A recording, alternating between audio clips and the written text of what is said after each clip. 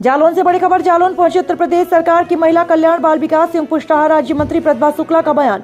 कानपुर में मां और बेटी की मौत के मामले में डीएम नेहा जैन को बताया मां और बेटी की मौत का जिम्मेदार। डीएम ने मां बेटी की शिकायती पत्र पर नहीं दिया था ध्यान। उन्होंने जनपद में आंगनबाड़ी केंद्रों की समीक्षा कर महिला कल्याण बाल विकास की प्रगति रिपोर्ट देखी।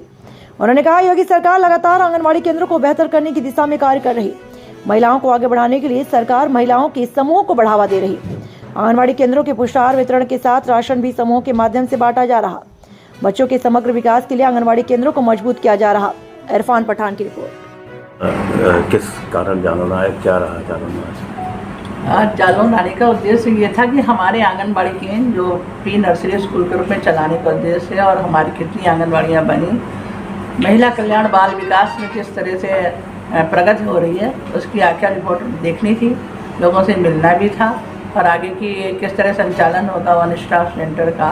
क्योंकि अभी हमारी सरकार का मेन उद्देश्य यह है कि बच्चों के लिए, विकास के लिए, महिलाओं के लिए, युवाओं के लिए जो काम कर रहे हैं, तो इसमें हम लोग के पास जो विभाग है उसकी तो निरीक्षण करने की जिम्मेदारी है। तो अपने अपने विभाग को सर्वे रिपोर्ट मांगी गई है। जालौन छूट रहा था तो हमने कहा इसकी रिपोर्ट भी चली जाए। मेन उद्देश्य ये है मुख्यमंत्री जी का कि हमारी जो भारत का जो नींव का पत्थर है, छोटा बच्चा, उसका दिमाग तेज हो और वो अच्छे से पढ़ लिख कर तैयार हो।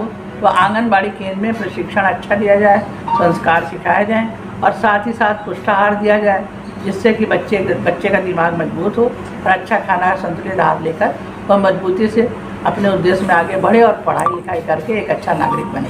कानपुर और बुंदेलखंड की पहली मंत्री हैं आप यहाँ पर जो है, क्या महिलाओं के विकास के लिए कितना क्या सोचें? देखिए, क्यों नहीं, हमारी महिलाओं के विकास के लिए समूह बनाकर उनको रोजगार देने का काम किया गया।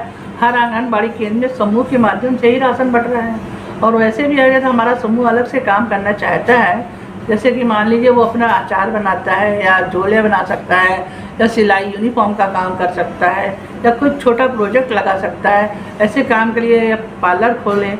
हमारी ऐसी बहनें जो काम करना चाहती हैं उनको लोन मिलता है, लोन का सिस्टम है और अपने व्यापार को आगे बढ़ा सकती हैं। तो हर समूह के माध्यम से उनको धनराशि दी जा रही है छोटा छोटा व्यापार कराने के लिए। मंत्रिमंडल में महिलाओं का विस्तार कुछ कम किया गया है, क्या सोचते हैं इसके बारे में? इसके विषय में हम नहीं जान सकते क्योंकि बड़ों का जो काम है वो अपने हिसाब से कर रहे हैं। और क्या है, जो जितने लोगों को कहा गया, हम लोग मुख्यमंत्री जी के टीम के हैं, तो जो उनका निर्देश रहता है उसका अनुपालन रहता है। जहाँ भी कहीं जिसके पास जो जिम्मेदारी है, मान लीजिए हमारे पास रायबरेली भी है, अपना कानपुर देहात भी है और अपना विभाग भी है, तो जो जिम्मेदारी जिसकी है उसकी रिपोर्ट हम लोग मुख्यमंत्री तक पहुँचाते हैं। पूरी कोशिश रहती है कि हमारे इसमें जो भी प्रगति है आखिर रिपोर्ट सही जाए और हमारे लोग काम भी करें, तो जिससे हमारा विभाग जाना जाए। अब तो पहचाना जाने लगा है, अभी जान रहे होंगे कि समूह के माध्यम से महिलाएं काम कर रही हैं, एक्टिव भी हो रही हैं। आंगनबाड़ी केंद्र भी अच्छा और व्यवस्थित हो गए हैं।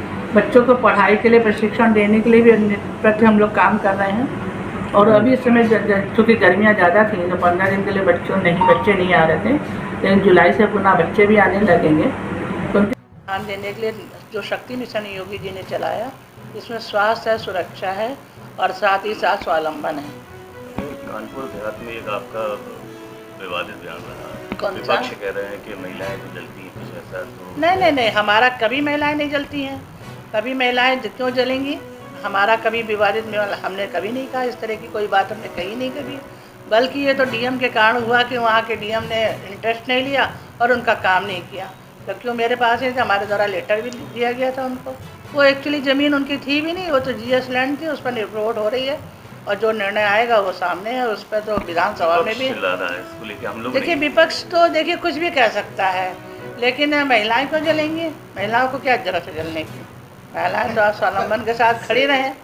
ज़मीन तो सरकारी थी और उन लोगों को लेने का था। दोनों आपका पारिवारिक विवाद था। पारिवारिक विवाद तो किस हद तक जाते हैं ये आप सभी लोग जानते हैं। भाई भाई किस तरह आपस से लड़ रहे हैं, ये हमारे लिए जीवन के लिए दुखद प्रश्न चिन्ह खड़ा हुआ है कि हम दूसरों से तो बात करना चाहते हैं लेकिन अपने भाई से लड़ाई करना चाहते हैं। अच्छा, आंगनबाड़ी के लिए क्या कुछ खास?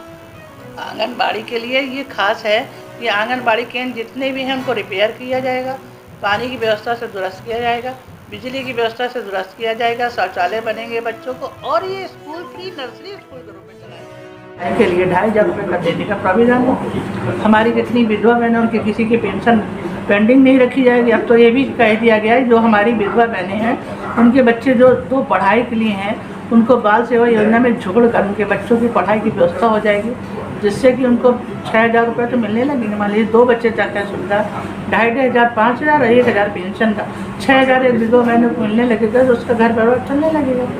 साथ ही साथ किसी भी तरह से किसी के साथ अनैतिक व्यवहार न, महिला खाने की व्यवस्था है, जूडो कराटे की व्यवस्था है जो प्राइवेट स्कूल के माध्यम से बच्चों को सिखाया जाए, स्वावलंबन की तरह बच्चे हमारे आगे बढ़ें। तो मानसिक विकास, शारीरिक विकास और सुरक्षा तीनों बातों को लेकर गवर्नमेंट काम कर रही है और हम समझते हैं विभाग हमारा सक्रिय है, सभी लोग ईमानदारी से काम कर रहे हैं।